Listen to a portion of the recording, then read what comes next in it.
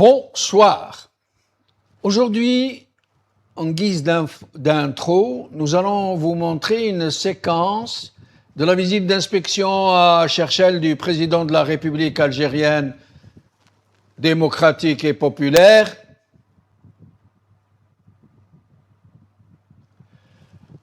chef suprême السيد رئيس الجمهورية القائد الأعلى للقوات المسلحة وزير الدفاع الوطني.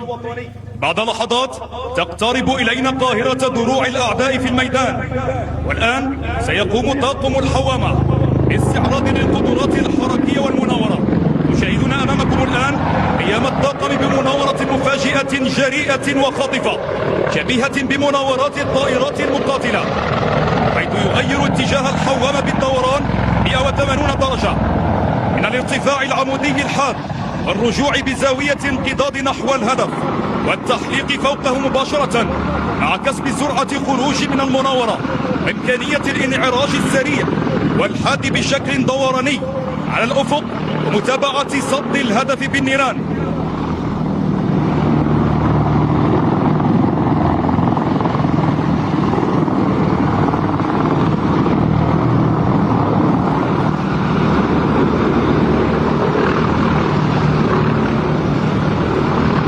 تشاهدون الآن مناورة التنقل الجانبي السريع الذي يمكن الحوامة من تتبع أهداف متحركة ذات سرعة متوسطة، مع إمكانية تدميرها بفضل المدفع الرشاش المتحرك سواء من الحركة أو من الطيران الثابت حسب الظروف.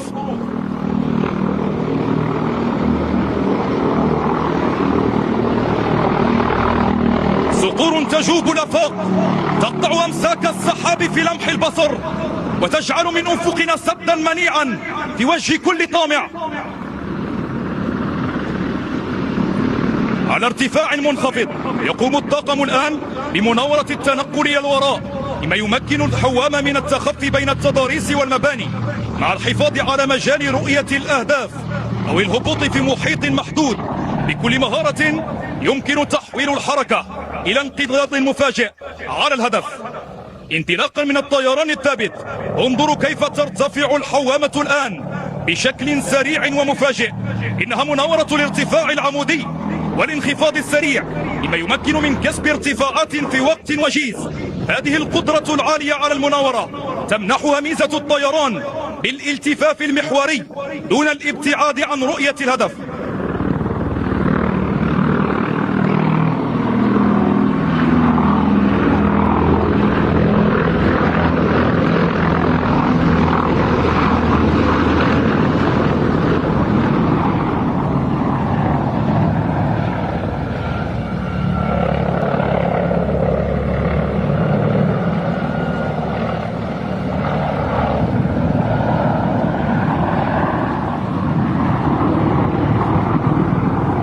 والآن تقوم الحوامة بتقديم التحية الشرفية للسيد رئيس الجمهورية القائد الأعلى للقوات المسلحة وزير الدفاع الوطني.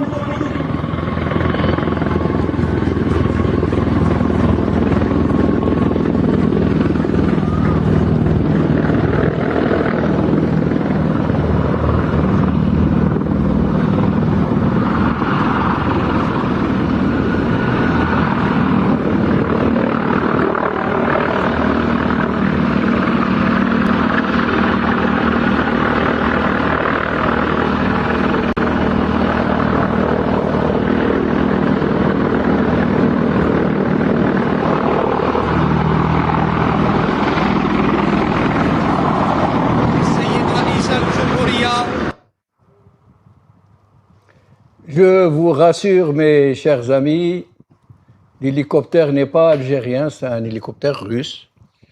Mais je confirme que les harangues que vous étiez en train d'attendre, cet enthousiasme, c'est bien des harangues d'un autre siècle, une langue de bois d'autres temps, qui continuent malheureusement d'avoir cours dans ce malheureux pays. Où on inflige à tout un peuple des images de ce genre, une telle humiliation, un tel retour à un passé qui n'existe plus nulle part, si ce n'est en Corée du Nord. Alors, pour en parler aujourd'hui, pour parler de ce qui s'est passé à Cherchell, de ce discours, y compris de Shengriha, mais aussi de cette info qui vient de tomber de la réouverture de l'espace aérien entre le Mali et l'Algérie. J'ai le plaisir d'avoir ici avec moi Mohamed Bakir, analyste politique, militant pour la démocratie en Algérie. Mohamed Bakir, merci d'être des nôtres. Azoula Jamal, سنمرت إلى عراضي Guinée. Merci. Azoula Oudagdad Etouali. Merci beaucoup. Et avec nous en visio, Rafiq Bouhlel, économiste, opposant politique, militant pour la démocratie en Algérie. Rafiq Bouhlel, merci d'avoir accepté notre invitation. Bonsoir Sidi Jamal, bonsoir Sidi Mohamed et à tous et bonjour à tous les téléspectateurs et téléspectatrices de l'émission de l'étiquetage et aussi un bonjour à la régie et merci beaucoup pour l'invitation. Merci beaucoup. Il y a un petit écho, j'espère que la régie va régler le problème. Je reviens donc à Mohamed Bakir. Mohamed Bakir, d'abord cette info qui vient de tomber, l'espace aérien a été réouvert de la même manière qu'il avait été fermé le 7 avril 2025. Le 7 avril 2025, ça avait échappé à un peu tout le monde, personne n'avait remarqué ce qui s'était passé. C'était le ministère de la Défense nationale, non pas M. Tebboune, qui est le ministre ès-qualité, mais c'était l'état-major du ministère de la Défense qui avait décidé tout seul de fermer l'espace aérien. Alors que c'est une décision de souveraineté nationale qui relève directement du chef de l'État, à la limite du Haut Conseil de sécurité et du ministère des Affaires étrangères. Et aujourd'hui, pareil, c'est le ministère de la Défense nationale qui publie un communiqué où il annonce que l'espace aérien entre le Mali et l'Algérie est réouvert. Et autre petits détails à côté. Alors que vous m'avez vous-même signalé le discours de Shengriha à Cherchell pendant la visite d'inspection du président de la République. Une langue de bois énormissime, où le chef de l'État, à chaque fois qu'il est évoqué, on le présente sous son titrage officiel qui est... C'est M. Shengriha qui parle. Monsieur le Président de la République algérienne démocratique et populaire, ministre de la Défense nationale, chef suprême des armées, etc. Des forces armées. Alors, qu'est-ce qui se passe? C'est quoi cette décision qui ne relève pas du ministère de la Défense, qui a été prise par l'état-major et qui a été revendiquée en tant que telle et qui a mis de côté le chef de l'État? Je pense qu'ils vont régulariser, comme ils ont l'habitude de toujours régulariser, parce que le communiqué qui a été publié, il est indéfini, il est rédigé à l'indéfini. L'Algérie a décidé... Non, ça c'est la presse qui est c'est tellement gênée. Non, c'est celui du ministère. D'accord. C'est le communiqué donc du il parle au nom de l'Algérie. L'Algérie a décidé de réouvrir. Donc il parle au nom de l'Algérie. Oui. Donc ils vont formaliser ça d'une manière ou d'une autre. Pour nous dire que ça s'est fait légalement, ils n'ont pas légalisé d'une façon ou une autre le 7 avril 2025. Ils ont laissé ça en l'état. En tout cas, on verra. Pour le moment, le communiqué, il dit que l'Algérie a décidé de réouvrir, etc. Oui, mais ça a été annoncé par qui? Pardon d'être aussi pointu. C'est le MDN, c'est un communiqué du MDN. C'est le MDN qui nous annonce que l'Algérie a décidé. Donc c'est le MDN qui dirige l'Algérie. C'est pas le ministère des Affaires étrangères, c'est pas la chefferie c'est pas le premier ministre. Gouvernement. C'est pas le Moradi, c'est pas le Moradi. C'est pas le Haut Conseil de sécurité. C'est l'État garant. C'est l'État garant. Donc, bon, qu'il y a quelque chose de malheureux. Bon, c'est bien que les décideurs, comme nous les appelons en tant qu'Algériens, que les décideurs prennent la responsabilité d'endosser. Mais ça m'étonnerait. Se montrer sous leur véritable jour. Ça m'étonnerait que ça soit le cas. C'est pourtant le cas. Le masque va être très, très vite remis. Le 20h va se charger de corriger l'escapade, la petite escapade. Donc, bon. Le problème, c'est que on fait de la force de l'Algérie sa faiblesse. La force de l'Algérie, c'est la chance d'avoir des frontières avec plusieurs pays. Oui. D'avoir des pays limitrophes et de pouvoir développer Et d'être au centre du Maghreb. Bien sûr, Au centre. bien sûr.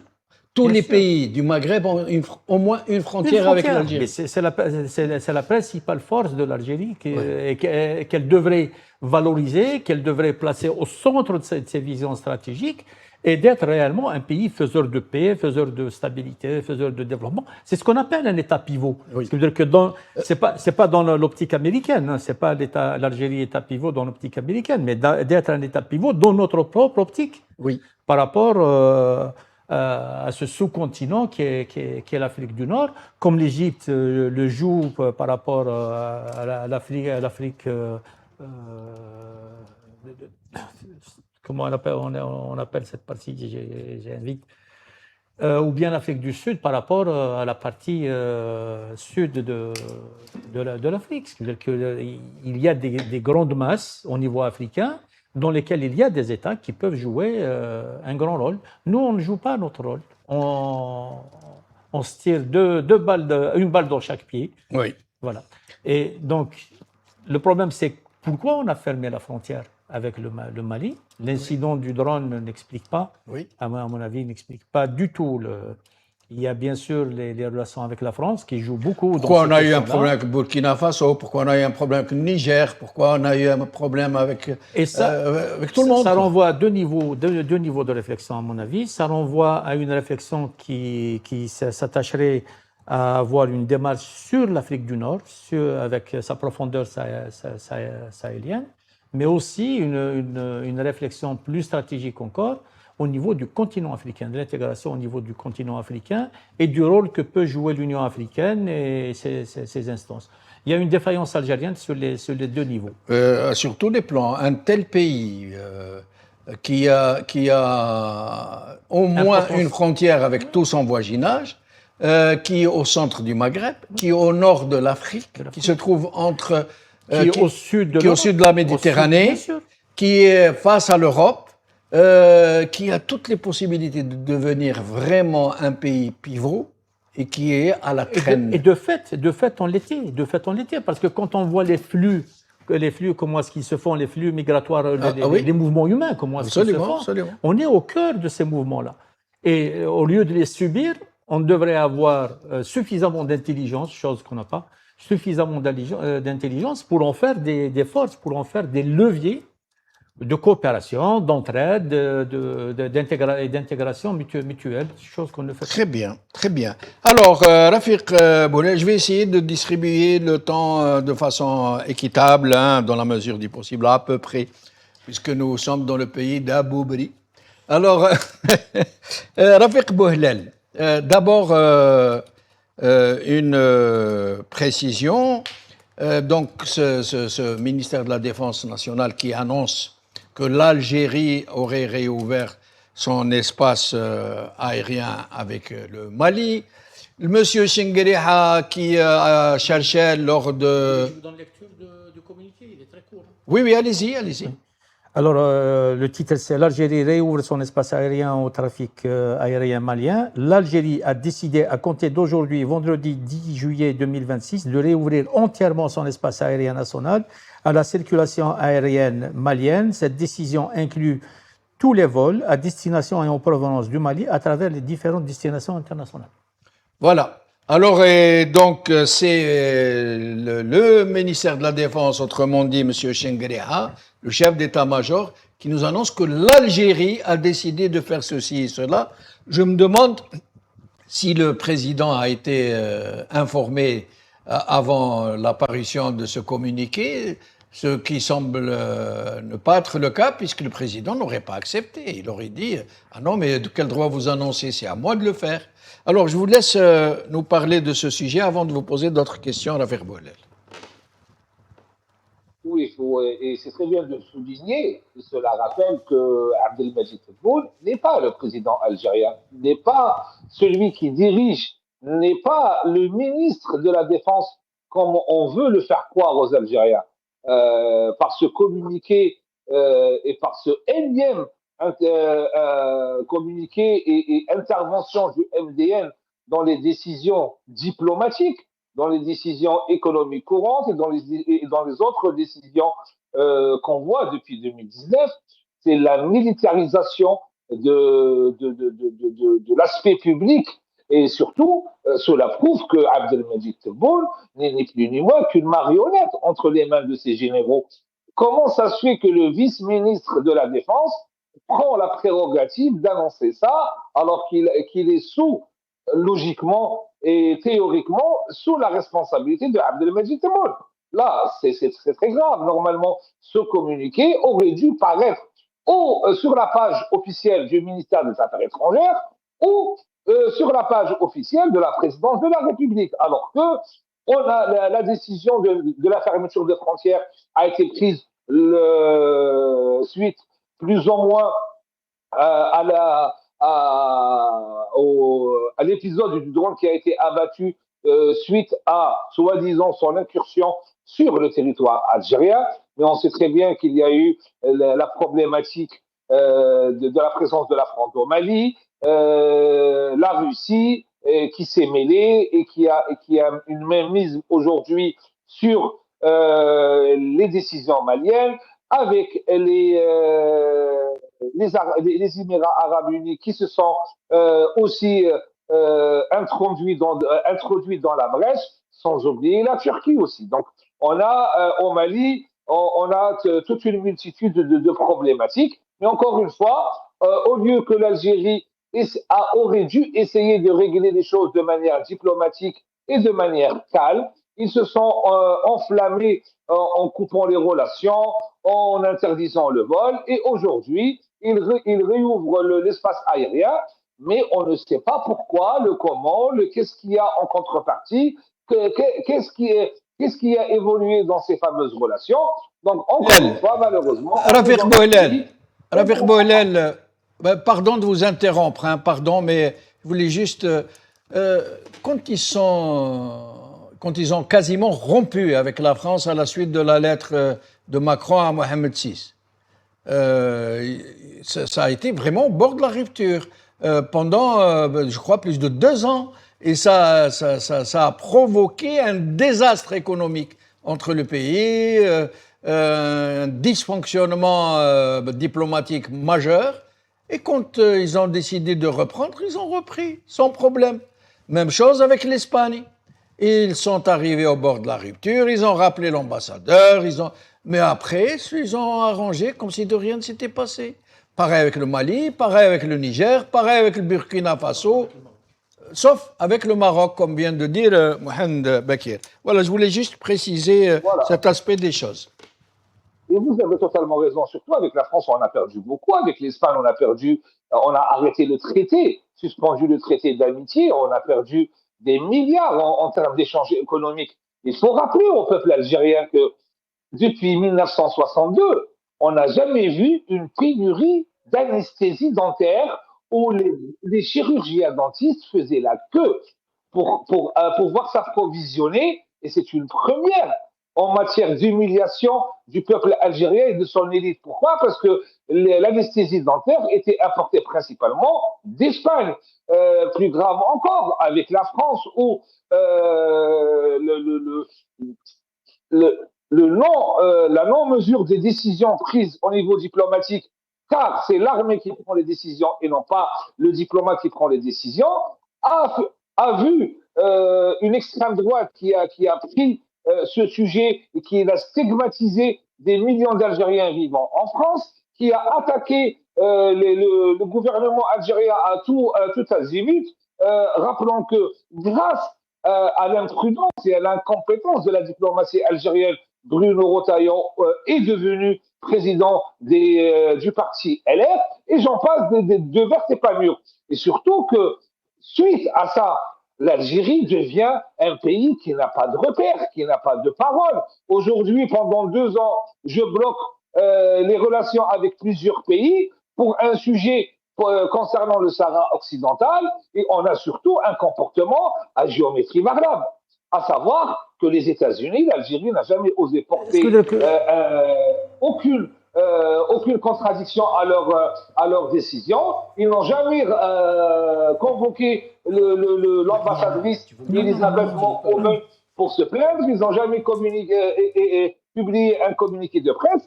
Ce dossier du Sahara occidental qui pourrit les relations entre l'Algérie et le Maroc depuis 50 ans, qui a englouti des centaines de milliards de dollars en finançant un gouvernement du Polisario, une diplomatie à l'international et je ne sais quoi encore plus, leur armement qui n'apporte ni stabilité sur la région, mais au contraire, qui apporte l'instabilité et des problématiques. Aujourd'hui, ce dossier-là nous a fait perdre la face au niveau de la planète. Et au lieu d'arrêter les faits et de stopper les faits, quand ils continuent encore d'aller dans le mur, ils continuent encore avec leur propagande, ils continuent encore à déblatérer des bêtises et des conneries au détriment de l'intérêt général du pays algérien et du peuple algérien. Et c'est ça le problème, Sidi Jamel, c'est que quand on est des militaires qui décident à la place du politique, à la place du diplomate, c'est des militaires qui n'ont pas une pensée d'ouverture pour eux. Shengriha, il doit donner un ordre et le reste exécute. Donc, alors que dans une diplomatie, il faut être capable de s'asseoir avec son contradicteur ou, entre parenthèses, le parti avec lequel on a des problèmes et essayer de les régler. Mais le militaire ne réfléchit pas comme ça. Et c'est pour cette raison qu'on s'est infligé, l'Algérie s'est infligé des pertes économiques, des pertes politiques. Même nos propres partenaires, chinois et russes, nous ont tourné le dos à tous les niveaux. Et là, les pros du régime Abdelmajid Tebboune et les mouches électroniques qui sont envoyées par dizaines de milliers pour essayer de commenter et détourner la vérité, ne peuvent rien faire parce que la réalité, elle est là. Aujourd'hui, avec la France, on a gagné quoi? Zéro. Avec l'Espagne, zéro. Avec l'Angleterre, zéro. Pendant ce temps-là, les autres pays, signent des contrats, développent leur pays et avancent. Nous, on se retrouve dans une situation extrêmement difficile. Et restez avec nous, Rafiq Bouhlel. Alors, vous vouliez dire quelque chose quand Rafiq Bouhlel... Allez-y, je vous en prie. Je pense que le problème est beaucoup plus profond que ça. D'abord, il faut comprendre que le métier de militaire et le métier de diplomate sont imbriqués. Le militaire doit être exceptionnellement bien formé sur le plan diplomatique. Normalement, non. Ah si.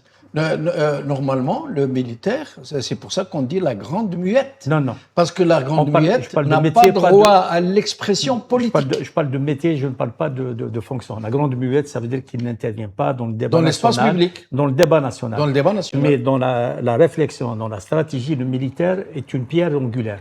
Oui, c'est une pierre angulaire. Oui, en termes de stratégie, d'accord. Et le militaire doit être excellent sur le plan diplomatique. Parce que la diplomatie, c'est le prolongement du travail du militaire. Je continue à ne pas être d'accord avec vous, mais ça vous pouvez pas être d'accord.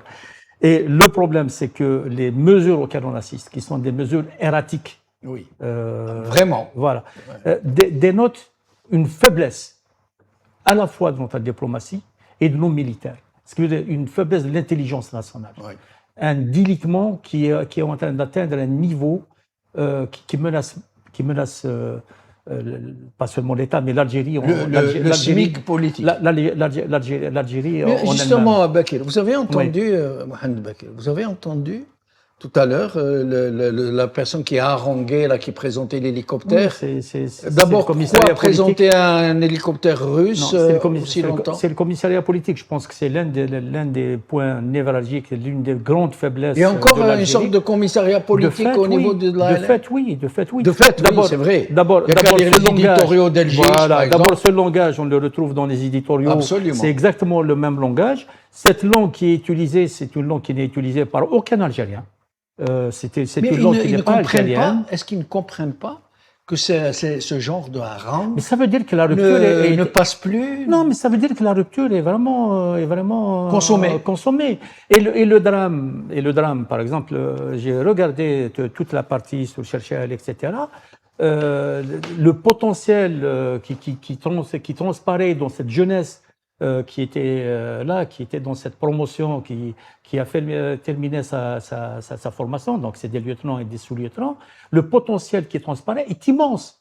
Et le gap entre ce potentiel qu'on voit dans cette jeunesse. Par exemple, le nombre de jeunes filles qui étaient dans ces promotions-là, c'était un acte positif. C'est Oui, quelque chose bien sûr. d'intéressant. Oui. Il y a même un grand nombre de femmes générales. Oui. Non, mais ça veut dire quoi? Ça veut dire qu'il y a des Algériens qui sont disponibles pour s'investir dans des secteurs où ils pensent servir le pays. Oui.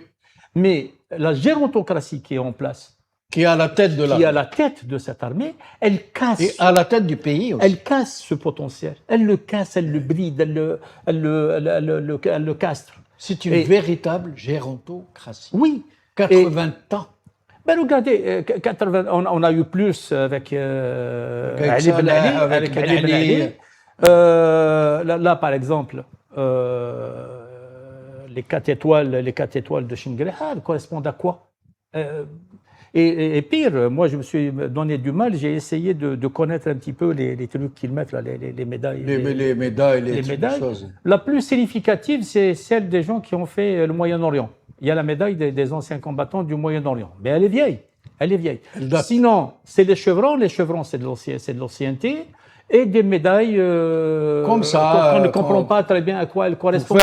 faire illusion. Par exemple, celle du mérite national. Oui. La médaille du mérite, elle peut être pour les civils comme pour les militaires. Absolument. Ça veut dire qu'il y a de l'intelligence, qu'il y a de la production, Absolument. etc. Et c'est dramatique, ce qui veut dire que l'armée, théoriquement, c'est le lieu où l'excellence doit primer. C'est vraiment dans tous les pays du monde, hein, Ouais. dans tous les pays du monde. Quelqu'un qui vous dit qu'il a fait Saint-Cyr, vous ne posez pas mille ou une questions. Ah oui, oui, oui. Vous c'est savez vrai. que c'est Oui, cadré, absolument. c'est carré. C'est de grandes écoles, c'est une grande formation, ou beaucoup de disciplines. West Point, ouais. etc.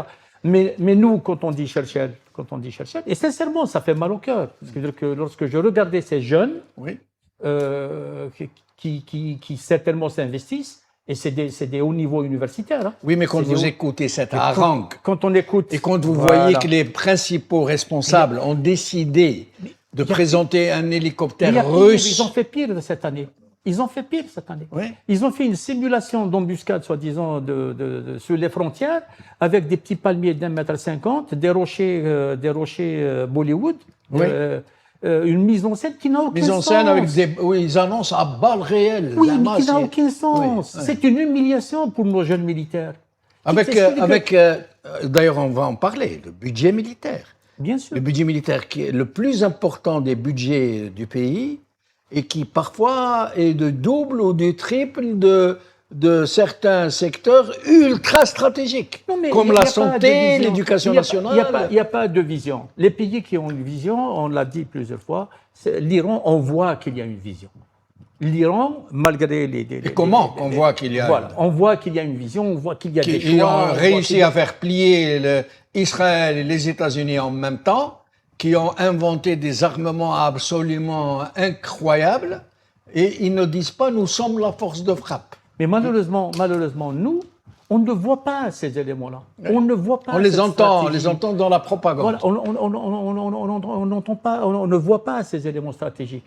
Et c'est soi-disant que c'est le cœur de l'État algérien. C'est ce qu'on nous dit. Oui. On nous dit que l'État algérien, sa dorsale, sa colonne Sa vertébrale, colonne vertébrale, l'armée. c'est l'armée. Ouais. Mais quand on voit tout ça, eh bien, il y a de quoi avoir peur pour le pays. Il y a vraiment de quoi avoir peur pour le pays. Après, il y a l'aspect politique. Parce que dans l'allocution de Shengelha, il y a aussi l'aspect politique.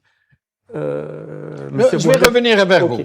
Alors, Rafiq Bouhlel, d'abord, on va essayer de faire des interventions un peu plus rapides pour pouvoir faire tourner le micro de façon un peu plus dynamique. Rafiq Bouhlel, sur le budget de l'armée algérienne, d'abord, peut-être que vous pourriez nous expliquer comment se fait-il que contrairement à quasiment tous les pays du monde, sauf les pays les plus extrêmes, les systèmes les plus totalitaires, les budgets militaires se discutent en amont et en aval. Se discutent au moment de l'obtention ou de la désignation du budget, à partir de dossiers très sophistiqués, et ensuite de contrôle a posteriori pour vérifier où est allé cet argent. Or, l'armée algérienne n'est contrôlée ni en amont, ni en aval. On ne sait pas ce qu'ils ont fait de cet argent, à qui ils l'ont donné, à qui ils l'ont distribué, ce qu'ils en ont fait, si ça a servi à quelque chose. sous le prétexte du secret militaire. Comme si les États-Unis, la Russie, les Américains n'avaient pas de secret militaire. Je vous laisse d'abord nous expliquer sur cette histoire de budget le plus important dans la vie publique algérienne. Alors, il est important de rappeler que le budget de l'armée algérienne, parfois, est supérieur au PIB de quelques pays africains. C'est pour dire à quel point l'armée algérienne monopolise une partie importante des rentrées en dollars algériens. On est passé de... Il faut aussi comprendre comment cela a évolué. En 2019, le budget de l'armée, il était d'à peu près 8 milliards. Après, il est passé à 17. Après, il est passé à 26. Il a quasiment doublé à chaque fois. Pourquoi? Parce que, tout simplement, l'armée a décidé de s'octroyer la plus grosse part du gâteau en matière de rentrée, afin qu'il puisse se servir de manière sans limite, vu qu'il est interdit aux parlementaires en amont et en aval de contrôler le budget de l'armée, de le discuter, de demander des comptes. Cela est totalement interdit en Algérie. Comme vous l'avez si bien rappelé, nous sommes le seul pays où l'exécutif n'a pas le droit où les parlementaires n'ont pas le droit de discuter le budget de l'armée et de savoir où vont les 29 milliards, les 26 milliards de dollars annuels alloués à ce ministère, avec des résultats catastrophiques. Quand on compare l'Algérie à l'Iran, l'Iran a développé l'arme nucléaire, l'Algérie n'a rien du tout. Il a développé des missiles. Enfin, elle n'a pas développé l'arme nucléaire. L'Iran est peut-être sur le chemin, mais elle n'a pas développé l'arme nucléaire. Oui, elle a un programme très ambitieux sur le nucléaire. L'Algérie n'a aucun programme. L'Iran a développé des missiles, produit des drones à grande échelle, alors que nous, on les importe toujours de Turquie et d'ailleurs. Et surtout, on n'est même pas capable de produire un véhicule militaire et on est obligé de faire des accords avec les Émirats et l'Allemagne pour les produire en Algérie. Rappelons que les Émirats arabes unis ne produisent pas de véhicules militaires ni de Mercedes. Pourquoi l'Algérie a besoin d'un tiers pays pour pouvoir faire la liaison entre deux pays dans une production militaire? Aussi, rappelons que l'Algérie est le pays qui comprend le plus de généraux en prison, généraux-majors, colonels, lieutenants-colonels, etc. Et tous en prison pour deux chefs d'inculpation les plus répandus, à savoir intelligence avec puissance étrangère, donc haute trahison, et enrichissement illicite, donc corruption. On a l'armée où il y a le plus de généraux et d'officiers supérieurs qui sont corrompus et qui sont des traîtres à la nation. Et c'est une grave chose. Et ça, c'est eux qui le disent, hein. C'est eux qui le disent.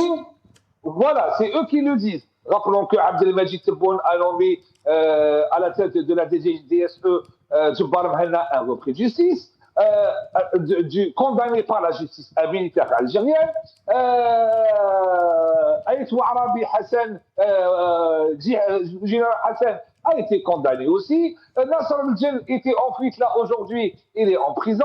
Le général de la gendarmerie, Ali Oulhaj, il a pris 20 ans de prison pour haute trahison. Le patron de la police, aussi intelligence avec puissance étrangère, en prison. On a les dirigeants des services de sécurité sont tous quasiment en prison ou en cours pour aller en prison. C'est gravissime. Alors, Rafiq Bouhlel, comme nous sommes un peu pressés par le temps, ce que vous dites est très intéressant, mais je veux justement profiter de votre absence et celle de Mohamed Bakir. Est-ce qu'on peut faire la liaison entre cette histoire d'ouverture d'espace aérien avec la fameuse déclaration comment il s'appelle, le ministère des Affaires étrangères, lorsqu'il a parlé de l'agression iranienne contre nos frères du Golfe. Comment il s'appelle, le ministre? Attaf. Attaf. Alors, il a parlé d'agression iranienne, parce que c'est les Américains qui lui ont demandé. Il y a pas de... Et au même moment, M. Chengueleha a convoqué un symposium à Bni Messous, où il s'est adressé, où il a fait un long discours. Alors, normalement, quand il parle de l'Iran, soit il va dans le sens du chef de l'État, son propre ministre, le chef des forces armées, soit il se tait. Or, lui, qu'est-ce qu'il a dit? Il a dit le contraire. Il n'a pas parlé d'agression iranienne, au contraire, il a appelé toutes les... Il a tenu un discours de véritable chef d'État. Il a appelé toutes les parties à se réconcilier, à trouver des modus vivendi, à essayer de trouver des solutions, etc. Et là, il annonce qu'il vient de décider de réouvrir l'espace aérien. Il se passe quoi? Qu'est-ce qui se passe? C'est une prise de pouvoir rampante ou c'est des provocations à un chef de l'État très fantasque qui dit n'importe quoi? À votre avis, Mohamed Bakir? Et même question qui sera posée donc à Ravek Bouhelel. Alors, sur le plan factuel, il se passe quoi? Je ne sais pas. Je peux pas le savoir. Je peux pas le savoir. Ce qui est certain, c'est que, bon, c'est ce que je vous ai dit à plusieurs reprises. Pour moi, l'État algérien est un État néo-patrimonial. Ça veut dire que les institutions ne comptent pas. Elles sont un décorum et que le véritable pouvoir est un pouvoir patrimonial qui est exercé par une caste militaro-bureaucratique qui a tout le levier entre les mains. Le problème, c'est que ce pouvoir qui est patrimonial, manifestement, n'a pas de doctrine, n'a pas une vision claire qu'on pourrait interpréter, qu'on pourrait comprendre et dans laquelle on peut apprécier les différentes décisions. Il y a des incohérences, il y a des mouvements erratiques. On passe d'une position à l'autre, d'un divorce à une réconciliation, à un redivorce. Alors etc. c'est l'armée qui a le maître mot. C'est l'armée qui désigne le chef de l'État. Est-ce que c'est l'armée en tant qu'institution ou c'est le commandement de l'armée comme poste, celle qui a la réalité du pouvoir. Oui. C'est justement tout le problème. Ce qui veut dire que si au moins on avait affaire à une dictature militaire, Pinochet, Salazar, etc., si on avait affaire à une dictature clairement assumée par l'armée, ce serait un cas de figure. Oui. Qui serait bien meilleur que celui qu'on connaît aujourd'hui. Absolument. Parce que les centres de pouvoir occultes sont des centres de pouvoir qui ne rendent pas compte. Voilà. Donc, qui peuvent, et c'est justement ce qu'a dit M. Bouhelel. Ravek Bouhelel, en disant qu'on ne comprend pas très bien avec nos partenaires économiques, etc., les mésalliances, les alliances avec les Chinois, avec les Russes, etc. Donc c'est très erratique, ça va dans tous les sens, c'est des intérêts à très courte vue, alors que l'Algérie, jusqu'à un certain moment, elle pouvait s'inscrire au moins dans le moyen terme. On pouvait comprendre la stratégie, c'était des stratégies surtout autour du prix du pétrole, du prix du gaz, des importations, de sécurisation d'un certain nombre d'importations. Là, on est arrivé à un moment où il est difficile de suivre, très difficile de suivre ce qui se fait. Regardez par exemple le discours de Chengueleha à Cherchel, il s'étale sur la démocratie, sur l'état de droit, etc. Au même moment où il tenait son discours, le journaliste Mourad Aït-Mimoun se faisait embarquer et placer sous mandat de dépôt. Donc, entre les mots et les actes... L'autre détail, Mohamed, qui est très important, au moment où il y a la charte sur la réconciliation nationale, interdit normalement de fait de revenir sur les années de sang. Hein, ça, c'est une esbrouffe pour faire oublier tous les crimes, etc. Ce qui fait que cette loi est appliquée à la presse. Oui, mais les lois, elles sont élastiques. Mais lui, les lois, elles sont élastiques. Mais Chengueleha est en train de parler des années 90 façon unilatérale. D'abord, on a besoin d'un véritable débat sur cette phase de notre histoire, d'une véritable compréhension de cette phase. C'est un non-sens que d'interdire le débat et la recherche scientifique. Mais que lui viole la loi sur la réconciliation, c'est particulièrement grave. Quand on interdit à un chercheur universitaire je vous ai dit, de faire une étude, de faire une thèse sur cette... En arabe, on dit, l'État néo-patrimonial, il dit « Doula al-Ghanima ». L'État butin. C'est Ce qui veut dire que c'est un héritage. Oui. Donc, ils font ce qu'ils veulent. C'est clair, c'est plein net. Ils font ce qu'ils veulent. Les décideurs font ce qu'ils veulent. Le problème, c'est qu'on assiste à une phase, depuis l'indépendance, M. Bouhelel va m'excuser, depuis l'indépendance, il y a un phénomène de pendule. Ce qui veut dire qu'il y a un pendule qui balance. D'un côté, on l'envoie vers le conservatisme et à un moment, on l'envoie vers, soi-disant, le progressisme, dans les mises en scène de premier plan. Là, j'ai l'impression que le pendule revient un petit peu vers, disons, des forces progressistes. Chengueriha parle de lutter contre l'obscurantisme. Comment est-ce qu'on peut lutter contre l'obscurantisme en bâillonnant un peuple? On ne peut pas émanciper les gens en les embastillant, en le réprimant, C'est l'ouverture la plus large possible, la plus étendue possible, la démocratie la plus réelle, la plus authentique possible, qui peut nous aider à dépasser ce qui, dans notre héritage, doit être dépassé. L'obscurantisme, il n'y a personne qui en veut. La lumière, nous en voulons tous. Bien sûr. Mais ce n'est pas en nous empêchant de parler, ce n'est pas en nous mettant en prison qu'on va nous mener à la lumière. Rafiq Bouhelel, donc même question, là le Chengueriha qui ne parle pas d'agression iranienne contre les pays frères du Golfe au moment où le MAE l'a rapporté, l'a communiqué à la presse et qu'il a dit que c'était les mots du président. Et là, Chengueriha donc rebelote, il annonce qu'il a ouvert l'espace aérien entre l'Algérie et le Mali. Est-ce que ça procède d'une démarche qui annoncerait quelque chose, surtout aujourd'hui à la faveur du boycott qui a fragilisé énormément ce régime, ou alors est-ce que c'est juste du bricolage, de l'improvisation, du n'importe quoi? Alors, c'est du bricolage, oui, parce que depuis 2019, on voit que du bricolage. On fait ce qu'on appelle chez les Japonais, il y a une expression japonaise en termes de travail, c'est ce qu'on appelle le firefighting. Le firefighting, c'est on éteint le feu là où il s'allume, mais sans le traiter sur le fond. Donc, ils prennent des décisions qui sont pas étudiées, et derrière, quand il y a le feu, ils éteignent par-ci, ils éteignent par-là, ils créent parfois eux-mêmes le feu par leur incompétence profonde en matière de diplomatie, et même quand on parle des militaires et qu'ils doivent être diplomates, possible, mais notre diplomatie militaire, elle se résume à quoi? L'enlèvement de MR Diesel, le chantage auprès j'annonce le chiffre de presque 13 000 Algériens à travers l'Europe, la France, les États-Unis, etc., sont interdits de rentrer dans le pays selon des sources qui m'ont été communiquées depuis le ministère de l'Intérieur. 13 000 Algériens qui ne peuvent pas rentrer dans leur pays parce que l'armée et ce pouvoir dictatorial a décidé de les faire taire d'une manière ou d'une autre. Voilà le niveau de la diplomatie militaire algérienne. Et surtout, pour continuer, il est important de faire la part des choses. Depuis si ça vous dérange pas. Rafiq Bouhelel, il y a Mohamed qui voudrait... Si ça vous dérange pas. Oui, allez-y. Je pense que c'est des questions importantes. Demain, nous avons une armée algérienne qui est républicaine, qui est une institution, qui est sur laquelle la loi s'applique, etc. Il faudrait que nos militaires aient une connaissance de notre environnement, des enjeux dans le monde, etc., d'un très haut niveau, qui soit d'un niveau de formation d'un très haut niveau. Et ça, c'est de la diplomatie, ça fait partie du domaine. C'est pour ça que les plus grandes armées du monde travaillent très étroitement avec des think tanks, avec des politologues, des économistes. Donc, je reviens à la remarque que je fais souvent.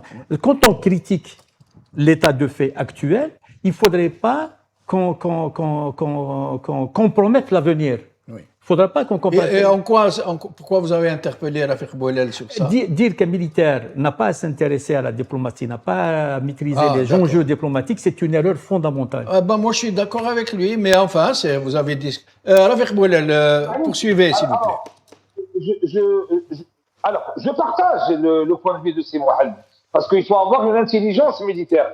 Mais l'intelligence militaire algérienne, elle se traduit par comment faire museler les oppositions. Saïd Chengueriha, il est plus calé dans le blanchiment d'argent et l'acquisition des appartements à Paris que sur la diplomatie militaro-économique. par exemple. Et j'en passe comme Khaled Nazar, Ammar avant lui, et tous les généraux qui blanchissent de l'argent à l'étranger. Ça, ils sont très forts par contre. Et concernant les décisions actuelles, il faut rappeler que juste depuis 3 mois, le régime algérien il est sous pression américaine de manière très intense dans le dossier du Sahara occidental et surtout pour mettre fin à tout ce qui se passe en matière d'instabilité dans la région du Sahel avec les pays du Burkina, du Niger et le Mali, qu'ils sont obligés de changer de position. Et tout à l'heure, j'ai dû écouter le discours de Chengueleha à 2 reprises parce que une première lecture, je me suis dit non, c'est pas possible. On n'est pas en 2026. Il était en train d'utiliser la rente mémorielle, première des choses, et deuxième des choses, il était en train d'insister durant plus de 5 minutes sur un discours qui a duré à peu près 14 minutes sur la décennie noire. Ça veut dire, il montre au peuple algérien, vous avez le choix entre une dictature incompétente, pure et dure, qui emprisonne tout le monde, qui spoile les richesses du pays, ou le terrorisme. C'est impossible. Et puis Rafiq Bouhelal, une question de fond, une question de droit. La loi sur l'amnistie, la loi sur la réconciliation nationale dispose clairement que quiconque use du fonds de commerce et de la mémoire des années 90, la décennie rouge, est passible de poursuites judiciaires très graves. Et c'est le cas avec tout le monde aujourd'hui, la presse, les gens qui écrivent, il y en a qui sont même allés en prison. Or, M. Chengueleha, lui, se permet d'user contre la loi, contre les termes de la loi sur sur la réconciliation nationale, mais en toute impunité. Qu'est-ce que vous en pensez de cet aspect de violation flagrante de la loi par le premier militaire du pays, par le plus grand général du pays, par celui qui a en fait la réalité du pouvoir? Et je reviens à vous, Rafiq Bouhelal. Malheureusement, vous avez raison parce que, encore une fois, Chengueleha ne viole pas que la loi sur cette décennie noire. Déjà, il viole la loi sur l'âge à la retraite. Normalement, il est chez lui, en train de se reposer, depuis 20 ans. Alors qu'il n'est toujours pas à la retraite, il travaille. Ça, c'est une première violation. Deuxième violation, encore une fois, j'invite à tous les Algériens d'écouter le discours. 5 minutes de parler de terrorisme, de décennie noire, et que le pays allait basculer dans une gouvernance obscure, nanani, etc., et que grâce à l'armée, ils ont pu sauver le pays de l'obscurantisme. Et on parle juste d'élections législatives où le peuple algérien a exprimé sa voix, ni plus ni moins. Comment on peut parler de termes aussi violents, de termes aussi graves? Le peuple algérien, dans une élection législative, il a exprimé un vote qui soit laïque, pas laïque, pour un parti islamiste ou autre, de dire que l'Algérie allait basculer dans l'obscurantisme et que grâce à l'armée, on a pu sauver le pays et qu'on ne va pas laisser le pays retomber dans l'obscurantisme. Je rappelle juste que 48 millions d'Algériens sont contre l'obscurantisme sans que l'armée le décide et qui sont assez intelligents pour pouvoir faire la différence entre quelqu'un qui pratique sa religion de manière normale et quelqu'un d'extrémiste, et qu'aucun Algérien n'est Très bien. l'extrémisme. Voilà. Et restez avec nous, avec Bouhelal, dernier tour de micro, 1 minute chacun. Mohamed, vous avez suivi cette intervention de M. Chengueleha à Cherchel? Qu'est-ce que vous pensez de ce discours? C'est ce que je viens de vous dire, que le balancier retourne dans un autre. Il faut lier ça avec le sort qui est fait à Ben Grina en ce moment, par exemple, et soi-disant les résultats des législatives qui seraient défavorables aux islamistes. Oui. Donc c'est un ensemble de faits. Mais par contre, à mon avis, si cette intervention de Chengueleha vaut abrogation de la loi scélérate sur les années 90, j'applaudis dès demain. parce qu'il faut qu'on ouvre le débat sur ça. Absolument. Il faut qu'on en discute. Dynamique, vérité et justice. Voilà. Et ce qu'il faut dire, c'est que l'armée, dans les années 90, a failli à son devoir national parce qu'au lieu de sauver le projet Algérie, le projet démocratique algérien, elle a sauvé le système. Oui. Et aujourd'hui, quels que soient les jeux qui sont en train d'être faits, l'objectif est de sauver encore le système, de maintenir le système, comme on a vu avec des élections... Au détriment de l'intérêt national. Au détriment d'un véritable projet démocratique et social algérien. Très bien. Moi, Rafiq Bouhlel, en moins d'une minute, s'il vous plaît, le mot de la fin. Une dictature militaire n'a jamais créé de richesse. Une dictature militaire n'a jamais créé de liberté économique, de liberté journalistique et de liberté individuelle. Avec cette dictature qui est à la tête de l'État algérien, nous allons directement vers la banqueroute au plus tard d'ici 2030. Avec l'arrivée de quelques envoyés du FMI qui ont établi un rapport très préoccupant sur l'état de santé économique algérien, si on ne bascule pas dans un État démocratique où la loi est au-dessus de tous, où l'armée s'occupe uniquement de ses prérogatives, les conséquences seront extrêmement dures, et cela durant plusieurs générations. Et seul le peuple doit décider de sortir et de reprendre le chemin du Hirak afin de nous débarrasser des restes de cette mafia qui a détruit les pays et qui a détruit 48 millions d'Algériens. On vous remercie. Rafiq Bouhlel, merci beaucoup. Mohamed Bakir, merci beaucoup. Merci beaucoup, chers amis, de nous avoir suivis. Bonne soirée à vous.